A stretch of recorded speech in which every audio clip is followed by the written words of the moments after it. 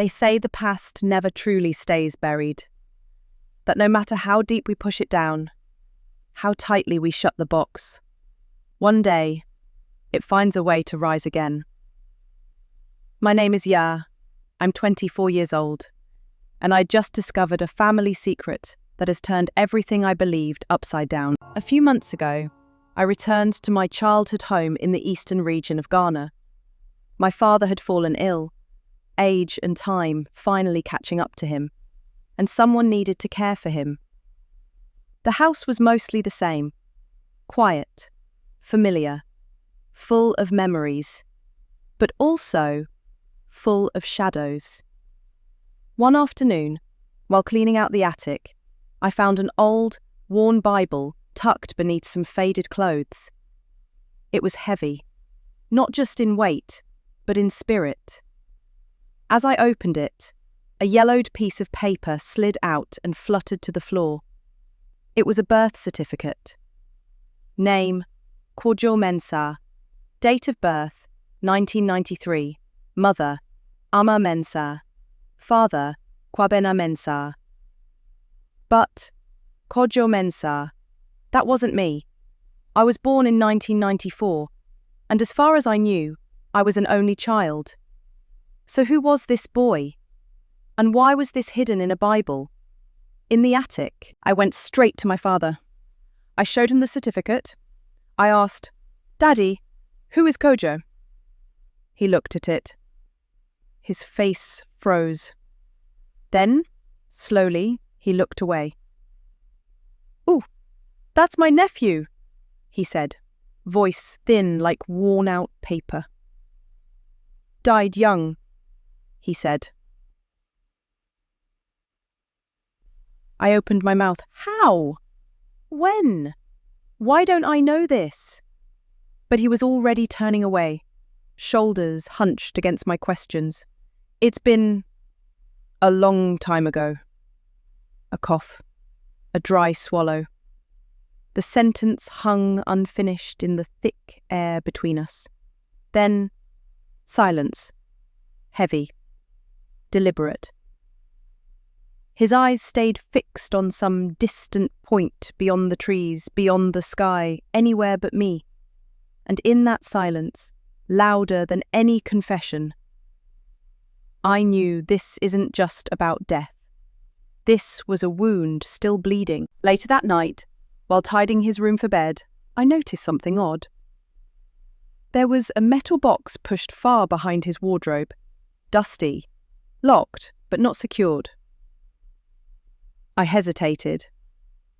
Then I opened it. Inside were a few items, a photograph of a small boy, maybe 5 or 6, with eyes that looked painfully familiar, a toy car, chipped and faded, a newspaper clipping, folded and yellowed. The headline read, "Fire destroys orphanage, 3 feared dead." I sat on the floor for hours, putting pieces together I didn't even know were part of my life. My mother had died 5 years ago. Cancer. Quick, brutal, unforgiving. But I always knew there was something she carried, a heaviness she never explained. I thrust the newspaper at my father. His breath hitched. For a moment, he just stared, as if the past had crawled out of its grave to stare back. Then his shoulders caved. "Your mother," his voice cracked. She never forgave herself. She had him when she was just 17, still unmarried, living under strict parental control. The pressure, the shame, the fear. She gave him up, placed him in an orphanage just 2 towns away. We later met and got married, gave birth to you, tried to move on. But years later, we went back to the orphanage, wanted him back, only to be told it had burned down, and Kojo had died. That news broke her. It haunted her till the end. But that photo, that little boy, he looked exactly like someone I knew. A boy from our neighborhood, my age, same smile, same eyes, Kojo. Except I knew him as Kojo Nyako, the son of our next-door neighbors, my childhood friend who'd shared his sweets and secrets with me, who'd laughed when I pushed him too high on the swings. who'd once mentioned casually that he'd come from the orphanage when he was small, never imagining for 1 second that he could be my brother. I couldn't sleep for days. My whole world tilted. Was it possible? Could he have survived the fire? Adopted by someone in the same community? And somehow, fate, or something greater, kept us close all these years. Days later, I had stopped by the Nyako's house to drop off a get-well package for his mother. She'd helped care for my father when things got really bad, and it felt like the least I could do. Kojo welcomed me in, as always, easy, cheerful, not a clue in the world. We sat in the living room, chatting like old times. That's when he pulled out his new phone, eager to show me all its features. While he stepped into the kitchen to grab us drinks, my eyes drifted to the dresser by the mirror. That's when I saw it. His hairbrush, worn, plastic, familiar, tight coils of black strands still caught in the bristles. Proof. My pulse thundered as I moved toward it. I hesitated, just for a second, then slipped it quietly into my bag. All afternoon, it sat there, heavy and burning, like it knew the truth I was trying to deny. That night, I packaged it with shaking hands. The DNA lab's address stared back at me from the envelope. 1 week, the website promised.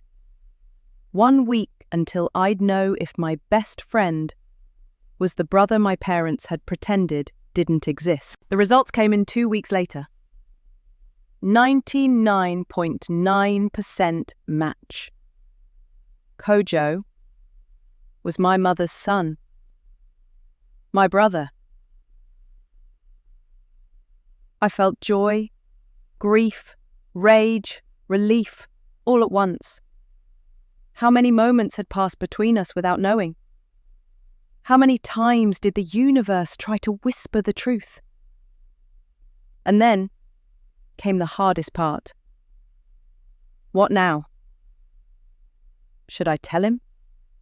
Should I tell my father, who still says nothing, but whose eyes hold oceans of regret?